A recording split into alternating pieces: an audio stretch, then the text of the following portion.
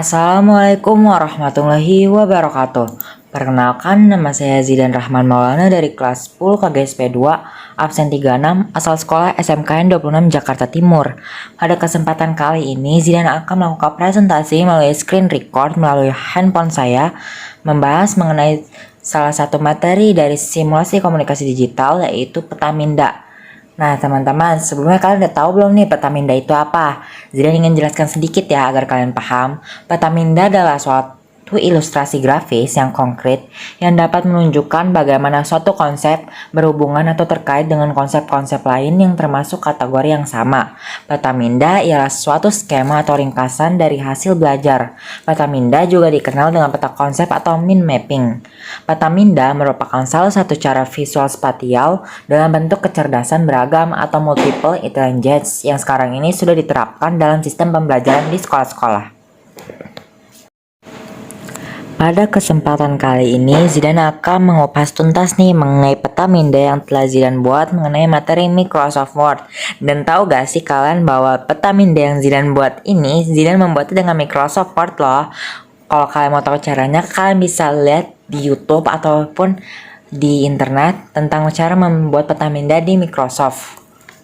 Nah, Petaminda sendiri juga memudahkan kita untuk belajar. Selain itu, Petaminda juga penting karena menghemat waktu belajar dan mengulang, memfasilitasi pembelajaran, memperkuat ingatan, dan memungkinkan siswa menginterpretasikan semua pelajaran yang telah dipelajari melalui Petaminda tersebut dituangkannya. Tanpa berlama-lama, yuk kita simak baik-baik.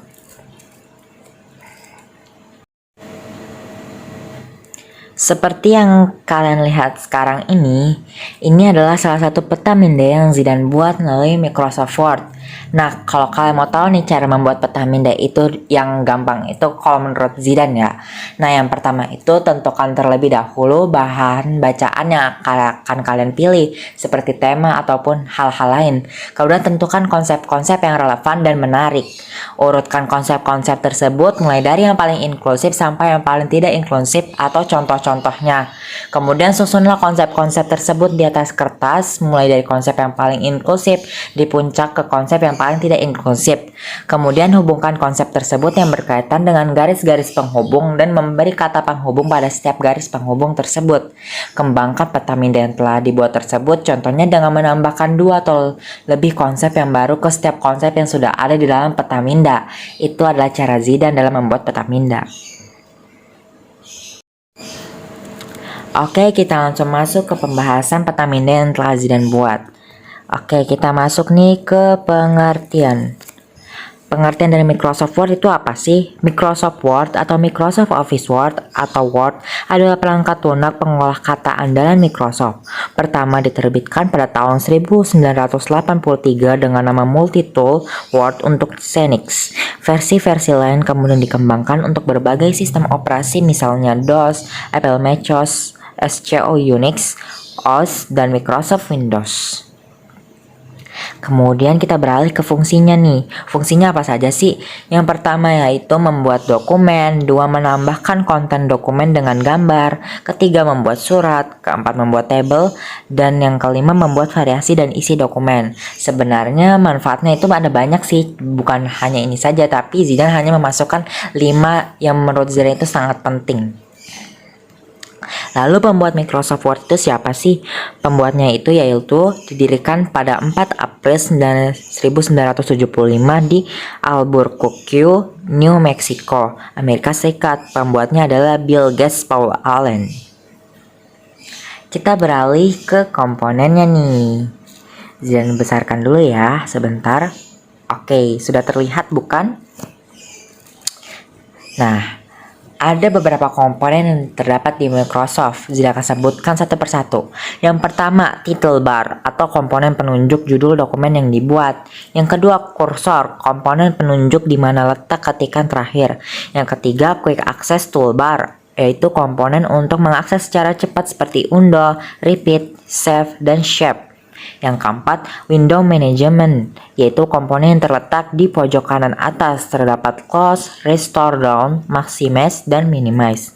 Yang kelima, ribbon, yaitu komponen yang di dalamnya terdapat banyak menu seperti warna font, text box, crop, Gaefon, dan lain-lain. Yang keenam ada roller, yaitu komponen yang terdapat di bawah ribbon. Yang ketujuh, worksheet atau komponen yang lembar kerja yang merupakan kertas untuk kita mengedit dokumen yang kita inginkan. Yang kedelapan, status bar, yaitu komponen yang terdapat di pojok kiri bawah. Dan yang terakhir, page view atau komponen yang terdapat di pojok kanan bawah terdapat zoom out in, web layout, read mode, dan print mode layout. Nah, selanjutnya ada keunggulan dan kekurangannya nih. Kita membahas apa dulu sih? Nah, yang keunggulannya itu kita membahas keunggulannya dulu kali ya. Nah, keunggulannya itu yang pertama itu dapat menyimpan dokumen dan dapat dibuka kapan saja. Yang kedua, dapat menyimpan dokumen dengan beragam format sesuai kebutuhan. Yang ketiga, ukuran dokumen bila tersimpan relatif kecil sehingga tidak banyak memakan ruang penyimpanan. Dan yang terakhir, tersedia banyak tempat yang bebas digunakan. Kemudian kekurangannya itu yang pertama, file yang dihasilkan defaultnya berformat docs, di mana pada format ini tidak dapat dieksekusi atau dibaca oleh Microsoft Word 2003. Yang kedua, menyimpan file untuk web terasa lebih kompleks dibanding pada edisi sebelumnya. Dan yang ketiga, text kontekstual dan style gallery yang agak mengganggu. Seperti itulah Petaminda dari Microsoft Word yang Zidan telah buat. Bila ada kekurangan atau kesalahan kata, mungkin mohon dimaafkan ya, karena ini Zidan juga mendapatkan dari berbagai sumber internet. Jadi mungkin saja itu ada yang tidak sesuai ataupun ada yang sesuai. Jadi kalau misalnya ada yang ingin dikoreksi, tolong koreksi ya. Nah, mungkin ini saja yang Zidan dapat sampaikan. Bila kurang lebihnya mohon maaf. Wassalamualaikum warahmatullahi wabarakatuh. Sekian dari presentasi saya. Terima kasih. Stay safe ya semuanya. Dan jaga jarak dan tetap jaga kesehatan dari rumah. Bye-bye.